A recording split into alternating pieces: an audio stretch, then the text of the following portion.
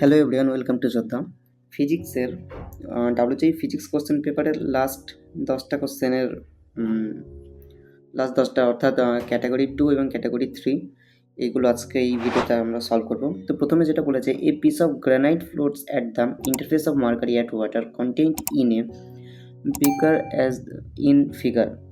If the densities of granite, water and mercury are rho 1, rho 2 respectively, the ratio of the volume of the granite in water to the volume of the granite in mercury is. ঠিক আছে, এখন এখানে আমরা যেগুলোকে যেটা ধরে নিচ্ছি সেটা এখানে দেখানো আছে। তো এখান থেকে যে উপরে যে বয়ন্ট ফোর্সটা রয়েছে আর নিচে যে ওয়েটটা রয়েছে সেই দুটো ইকুয়াল হবে, সুতরাং MG equals to F B হবে। সেখান থেকে আমরা এমজিটা কীভাবে বলতে পারবো? এমজিটা বলতে পারবো গ্রানাইটের যে ডেন্সিটি রয়েছে সেটা ইন্টু গ্র্যাভিটেশনাল ফোর্স ইন্টু তার ভলিউম টোটাল। ভলিউমটা হচ্ছে V1 প্লাস V2, সেটার সঙ্গে এফ ভিটা ইকুয়াল হবে কীভাবে? রো 1 জি ইন্টু V1 প্লাস রো 2 জি V2। এখন বোথ সাইডে জি জি জি কেটে দেবো, তাহলে পড়ে থাকবে rho V1 plus rho V2 equals to rho 1 V1 plus rho 2 V2। Rho V1 minus rho 1 V1 equals to rho 2 V2 minus rho V2। এখন V1 by V2 করলে তাহলে আমরা এখানে পাবো rho 2 minus rho divided by rho minus rho 1, অর্থাৎ এটি সঠিক উত্তর হবে। চলে যাব পরের প্রশ্নে। 10 to the power 20 photons of wavelength 660 nanometer are emitted per second from a lamp. The wattage of the lamp is.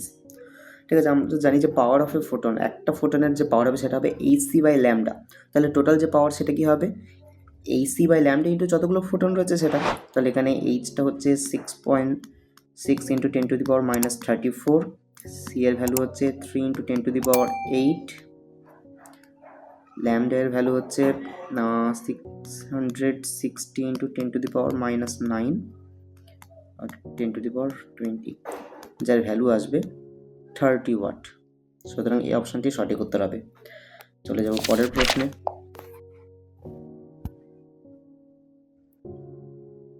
The apparent coefficient of expansion of a liquid when heated in a copper vessel is C and when heated in silver vessel is S. If A is linear coefficient of expansion of copper, the linear coefficient of expansion of silver is. তাহলে এখান থেকে আমরা বলতে পারবো C হবে gamma L minus gamma C, S এর value হবে gamma L minus gamma S. এখন এই দুটোকে যদি মাইনাস করি তাহলে সি মাইনাস এস এর ভ্যালু হবে gamma S minus gamma C. তাহলে গামা এস ইকুয়ালস টু হবে C minus S plus gamma C. এখন গামা এস এর জায়গায় আমি লিখতে পারবো 3 alpha S equals to C minus S, আর গামা সি এর জায়গায় আমি লিখতে পারবো 3a। তাহলে এখানে 3a লিখবো। তাহলে এখান থেকে আলফা এস এর ভ্যালু পেয়ে যাবো C minus S plus 3a by 3, অর্থাৎ এখানে বিটি সঠিক উত্তর হবে। চলে যাবো পরের প্রশ্নে, যেখানে বলা হয়েছে the equation of stationary wavelength. একটা ওয়েভলেন্থ দিয়ে হয়েছে, এবার সেখানে বলা হয়েছে here x and y semi second separation to adjacent nodes. দুটি নিষ্পন্দ বিন্দুর মধ্যে দূরত্ব হবে। তো আমরা জানি K equals to 2 pi by lambda. এখানে যে কে এর যে ভ্যালুটা রয়েছে সেটা আছে পাই বাই 3, সুতরাং এখান থেকে আমরা পেয়ে যাবো পাই বাই বোথ সাইডে কেটে যাবে, ল্যামডা ইকুয়ালস টু 6। দুটি নিষ্পন্দ বিন্দুর মধ্যে যে ডিস্টেন্সটা হয় সেটা হয় ল্যামডা বাই 2, তাহলে ল্যামডা বাই 2 এর ভ্যালু হবে 3, অর্থাৎ বিটি সঠিক উত্তর হবে। চলে যাও পরের প্রশ্নে। Temperature of a body theta is slightly more than the temperature of the surrounding theta naught. Its rate of cooling হচ্ছে আর versus temperature of the body is plotted. Its shape would be. এখন আমরা যে formula জানি সেটা লিখলাম, D theta by DT equals to K T, এটা হচ্ছে temperature of body minus TS temperature of surrounding সেটা। তাহলে এখান থেকে আমরা বলতে পারবো minus M S DT by DT equals to K T minus TS. এরপর তাহলে আমরা লিখতে পারবো minus DT by DT equals to K by M S T minus TS. যেহেতু এটা কুল হচ্ছে আস্তে আস্তে, টেম্পারেচার যেহেতু কমছে তাই এই সাইনটা নেগেটিভ হবে। এখন এটাকে আমরা যদি ওয়াই ধরি আর এই টিটাকে যদি এক্স ধরি, তাহলে এটা Y equals to M X plus C ওটাকে বোঝাচ্ছে। এখন এখানে যে সিটা রয়েছে তার ভ্যালুটা নেগেটিভ, যার জন্য এটার ওয়াই অ্যাক্সিসকে নিচের দিকে টাচ করবে, আর এর যে স্লোপটা হবে সেই স্লোপটা হচ্ছে পজিটিভ, যার জন্য এটা উপরে উঠছে। সুতরাং দেখা যাচ্ছে এখানে বি অপশনটি সঠিক উত্তর। চলে যাও পরের প্রশ্নে। Let V average, V RMS and VP denotes the mean speed, probably the speed of molecules in monatomic gas, absolute temperature T Kelvin. Which statement is are correct? তো প্রথমে বলা হয়েছে no molecules can have speed greater than √2 VRMS। না, হতেই পারে। No molecules can have speed less than VP by √2, এটাও ভুল, কম থাকতেই পারে। VP less than V average less than V RMS, হ্যাঁ এটা ঠিক আছে, এটাই তো বইয়ে ডিরেক্ট দেওয়া রয়েছে, হ্যাঁ এরকমই হবে। আর অ্যাভারেজ কাইনেটিক এনার্জি হবে মলিকুল ইজ 3/4 mvp²। এটাকে যদি আমরা দেখি তাহলে এটাকে প্রুফ করতে পারবো, half M V RMS square. V RMS থেকে আমরা 3RT/m লিখে দিতে পারি, তাহলে সেখান থেকে 3/4 × m × 2RT/m, সেখান থেকে আমরা 3/4 mvp² পেয়ে যাব, অর্থাৎ সি এবং ডি সঠিক উত্তর হবে। পরের প্রশ্নে চলে যাব। Let the binding energy per nucleon of nucleus is denoted by EVN, ঠিক আছে, and the radius of the nucleus is denoted by R. এখন আমরা একটা জিনিস জানি যে রেডিয়াসটা যে অ্যাটমিক নাম্বার থাকে সেটার সঙ্গে সেটার 1/3 পাওয়ারের সঙ্গে প্রপোর্শনাল, তো যার অ্যাটমিক নাম্বার বেশি তার রেডিয়াসটা অবশ্যই বড় হবে, তাই এখানে এটি সঠিক উত্তর হবে, তাই এটি রিজেক্ট হয়ে গেল বি অপশানটি।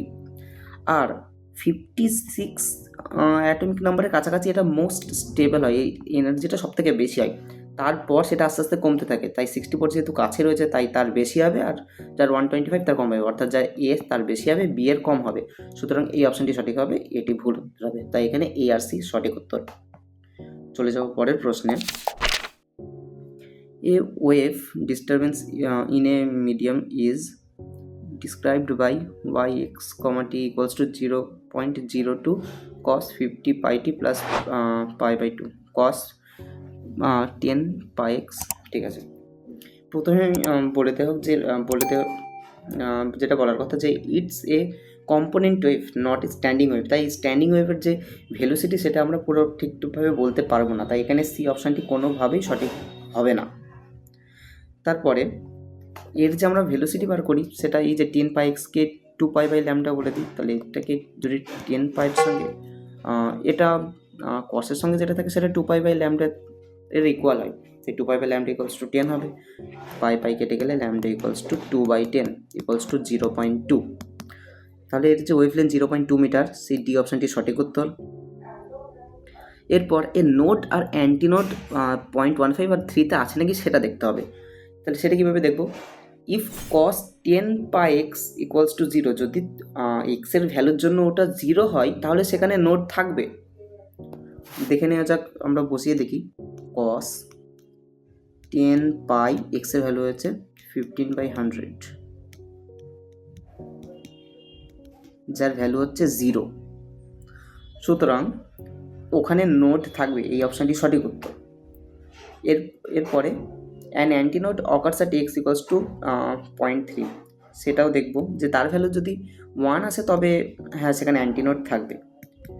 10 pi এক্সের ভ্যালু হচ্ছে 3/10, 10 কেটে গেলে cos 3 pi, যার ভ্যালু 1, সুতরাং ওখানে একটি অ্যান্টিনোড থাকবে।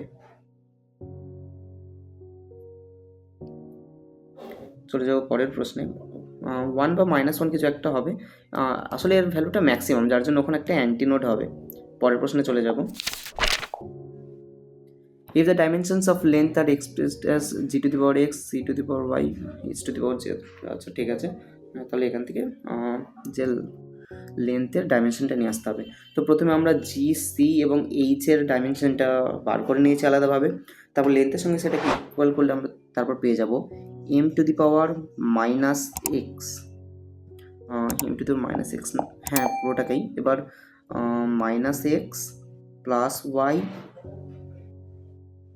-x প্লাস ওয়াই নয়, -x প্লাস জেড, এদিকে যেহেতু এম এর কোনো টার্ম নেই তাই এখানে -x প্লাস জেড = 0 হবে, সুতরাং এখান থেকে পেয়ে যাবো x = z।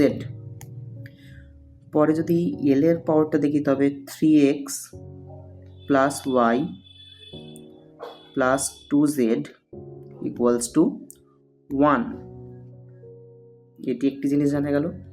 এরপরে যদি টি এর পাওয়ারটা দেখি তবে -2x minus Y minus Z equals to 0। এখান থেকে পাবো 2x plus Y plus Z equals to 0, যদি মাইনাসটাই কমন নিয়ে নিই।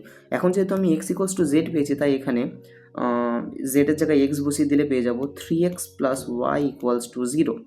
3x plus Y equals to 0, ঠিক এই জিনিসটাই আমি এই ইকুয়েশনটাতে পুট করবো। 3x প্লাস ওয়াই, এখানে 0 প্লাস 2z ইকুয়ালস টু 1 লিখে দেবো। তাহলে z এর ভ্যালু পেয়ে গেলাম 1/2। z এর ভ্যালু যেহেতু 1/2, তাই x এর ভ্যালু 1/2 হবে, কারণ দুজন ইকুয়াল। আর তাহলে এখান থেকে আমরা y এর ভ্যালুটা বার করব। তাহলে এখানে x এর জায়গায় যদি 1/2 বসিয়ে তাহলে 3/2, তাহলে 3/2 প্লাস y ইকুয়ালস টু 0 হবে, y এর ভ্যালু হবে -3/2। তাহলে প্রথমটি হবে না, সেকেন্ডটি হবে না। x এর ভ্যালু 1/2, z এর ভ্যালু, হ্যাঁ বি অপশানটি হবে, আর সি এর ভ্যালু -3/2 আর z এর ভ্যালু 1/2, হ্যাঁ ডি অপশানটি হবে। এই বি এবং ডি এই অপশান দুটি সঠিক হবে। পরের প্রশ্নে চলে যাব। Two spheres S1 and S2 of masses m1 and m2 respectively collide with each other. Initially S1 is at rest and S2 is moving with velocity v along x-axis. After collision S2 has velocity v by 2 in a direction. ঠিক আছে, তো এখানে বলে দেওয়া হয়েছে S2 যে সে ধাক্কা x Axis বরাবর চলতে চলতে ধাক্কা লাগার পর সে তারপর পারপেন্ডিকুলারলি চলে গেছে, মানে ওই এক্স অ্যাক্সিসের সঙ্গে পারপেন্ডিকুলার হয়, মানে ওয়াই অ্যাক্সিস বরাবর চলে গেছে। তো আমি যদি এর ভেলোসিটিটাকে ভি আই ক্যাপ বলি, তাহলে যখন পারপেন্ডিকুলারভাবে চলে গেছে তাহলে তার ভেলোসিটিটাকে v/2 জে ক্যাপ বলবো। v/2 হয়ে গেছে ওটা, সেটা বলে দেওয়া আছে।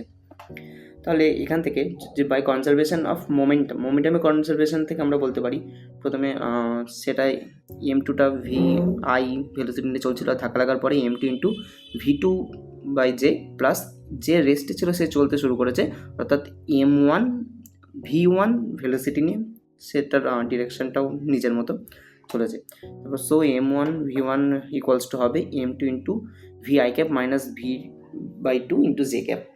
এখান থেকে যদি আমরা v1 এর মডিউলাস বার করি, অর্থাৎ তার ম্যাগনিটিউডটা বার করি, তাহলে আমরা পাবো m2/m1 root over v1 square plus V square by 2 square, যার ভ্যালু হবে m2/m1 v ইন্টু রুট 5/2। তাহলে এখানে এটি হবে সঠিক উত্তর, তার সঙ্গে সঙ্গে এই ডিটি হবে না, কারণ দুজনেই ভেলোসিটির কথা বলছে, তো একজন সঠিক হলে অন্যজন তো হবে না। তারপর বি আর সি এর মধ্যে যে যারা অ্যাঙ্গেলটা চেয়েছে যেখানে, তো যদি অ্যাঙ্গেলটার কথা বলি, তো এই ডিরেকশানে যে ভি ভেলোসিটি ছিল আর এই ডিরেকশানে ছিল v/2। তো এখানে যদি ট্যান থিটা করি, তাহলে tan theta equals to y/x হয়, y মানে হচ্ছে v/2 আর x এর ভ্যালু হচ্ছে ভি দুটোই কেটে গেলে 1/2 পড়ে থাকে, অর্থাৎ ট্যান থিটা ইকুয়ালস টু 1/2। তাহলে tan inverse theta equals to হবে ট্যান ইনভার্স 1/2, অর্থাৎ এখানে যে সি অপশানটি রয়েছে সেটা সঠিক উত্তর হবে, বিটি নয়, ওটা -1/3 দেওয়া আছে। তাহলে এখানে এ আর সি সঠিক উত্তর হবে। Thank you.